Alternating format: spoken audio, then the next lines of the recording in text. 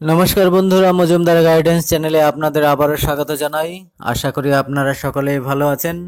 আজ একটি দৈনিক সংবাদপত্রে প্রকাশিত হয়েছে, রাজ্য সরকারি কর্মীদের মন পেতে একাধিক দাবিতে পথে নামছে বিজেপি। রাজ্য সরকারি কর্মীদের এবার পাশে পেতে মরিয়া বঙ্গ বিজেপি শিবির। রাজ্য সরকারি কর্মীদের সংশোধিত বেতনক্রম চালু, বকেয়া ডিএ প্রদান, প্রশাসনের বদলি নীতির প্রতিবাদে রাস্তায় নামছে বিজেপি। আজ সোমবার ধর্মতলার ওয়াই চ্যানেলে বেলা 12টা থেকে বিকেল 4টে পর্যন্ত ওইসব দাবি দাওয়া আদায়ে ধর্ণা কর্মসূচিতে অংশ নেবে বিজেপি প্রভাবিত একাধিক কর্মচারী সংগঠন। আর এই সভা থেকেই রাজ্য সরকারের উপর নানাভাবে চাপ বাড়ানোর চেষ্টা করা হবে, এমনটাই মত রাজনৈতিক মহলের। বছর ঘুরলেই লোকসভা নির্বাচন, মোদি অমিত শাহের পাখির চোখ বাংলার দিকে। রীতিমতো প্রেস্টিজিয়াস ফাইট বিজেপির কাছে।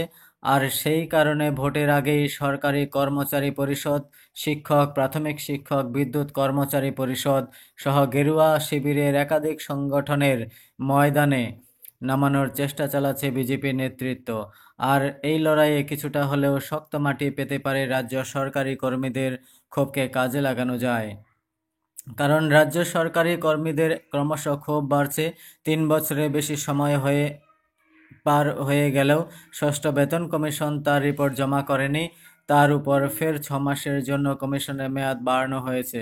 অন্যদিকে গত 7 বছরে বকেয়া ডিএর পরিমাণ ক্রমে বেড়েই চলেছে। এর সঙ্গে যুক্ত হয়েছে প্রতিহিংসামূলক বদলি সংক্রান্ত ক্ষোভ। আর এটাকেই এখন কাজে লাগাতে চাইছে বঙ্গ বিজেপি শিবির। আর সেজন্যই আজ বিশাল এই সমাবেশের ডাক।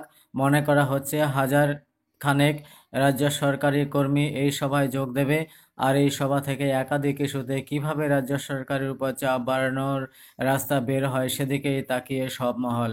বন্ধুরা, আমার এই ভিডিও যদি ভালো লেগে থাকে তাহলে লাইক করুন এবং বন্ধুদের সাথে শেয়ার করে তাদের দেখার সুযোগ করে দিন। আমার এই ভিডিও দেখার জন্য আপনাদের অসংখ্য ধন্যবাদ জানাই।